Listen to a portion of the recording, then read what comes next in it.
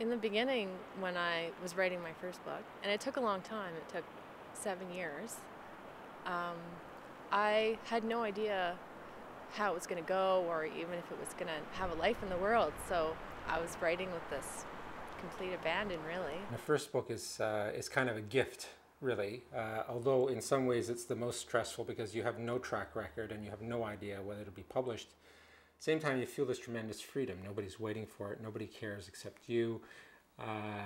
You can sort of do whatever you want, and you feel the liberty, really, to do whatever you want. The first book is a place where you learn how to write too. I mean, for most people, I mean, if you're a television celebrity or if you're, you know, some precocious writer who's published a couple short stories to big acclaim, or you have an MO that they know is going to hit, you know, be very popular, then, you know, they'll give you a bunch of money and say. But for most writers, you write that first book in this wonderful, well, it's not wonderful, it's partially a bubble.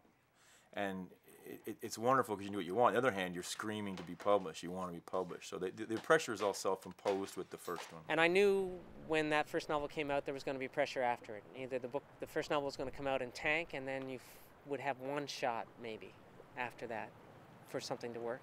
Or else it comes out and does well, and then you have to worry about having a book that does as well. So I prefer that sort of pressure to the former. But it's, I mean, all of it is stuff that you have to try to shut out in the end.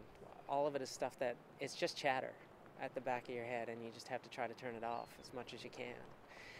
And I find that I'm happier the more I ignore anything to do with the book industry and just concentrate on what I have right in front of me, which is the book I'm working on at the moment.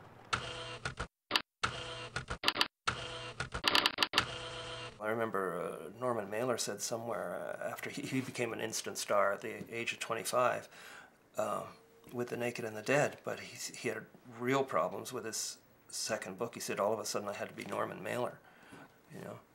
I think that's the problem with really famous people. They get, what do I do now? The most difficult book is the second one, if the first one has been successful, because you will never meet the same standards.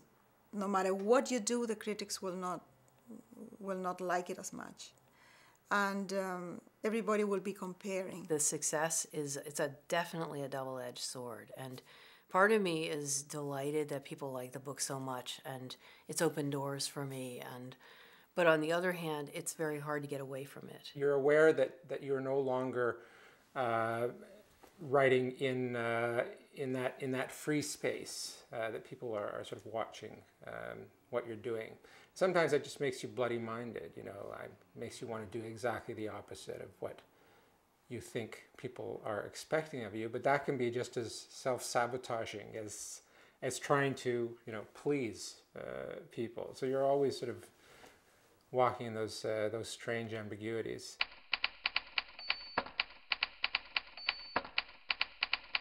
The challenges of the first novel are that you are teaching yourself and learning at an exponential rate. So my hope, of course, is that I can apply that education to my second book. You just feel more confident as you're writing. You just feel, okay, this feels familiar to me.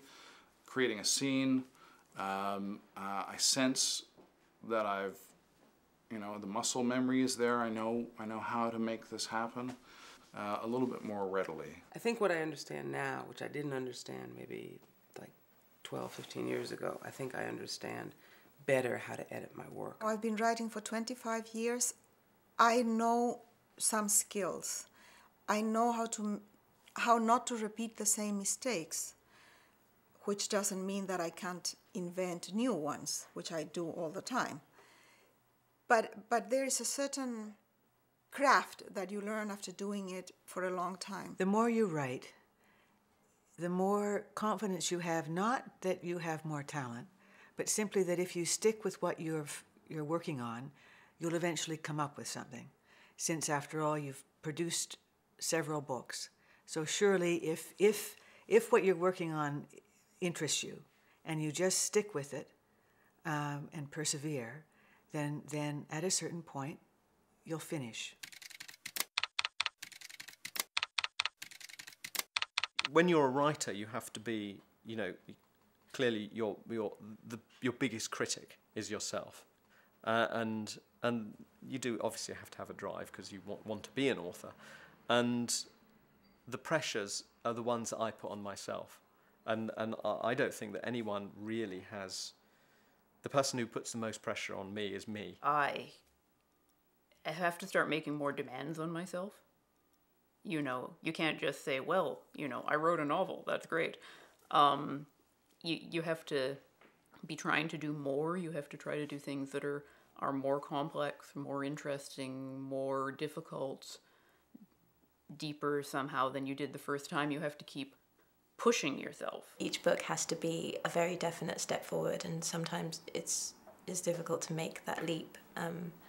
You know, I feel as if I made a big leap between first and second, and then it's like with the third, you're like, oh, and so it goes on. I'm writing my 19th novel now. It means there are 18 previous ones, and you always have to be doing better than you did before. You can't ever let the readers say, oh, he's slipping, you know, his best work was a decade ago. That's death for a writer. So it is always more difficult. The newest book is more difficult than the previous book if you're an ambitious writer. But there's also that sense that you start with an idea and you have this deluded hope that this time you're going to get it right, and the words and the images and the ideas are going to mesh, and you're going to make something that's going to last, and that's going to do something that surprises you and surprises the reader and makes a difference in some way.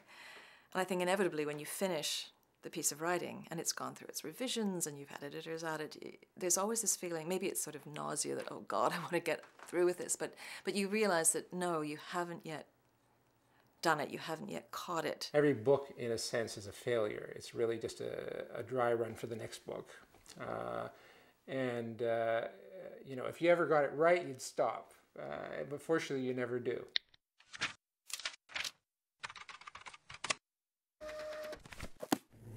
You know, you are always the same person, and you're never the same person. There's a constant shedding of selves that goes on from book to book, and in some ways, the person who wrote an earlier book is a totally different person from the one who's written the last book.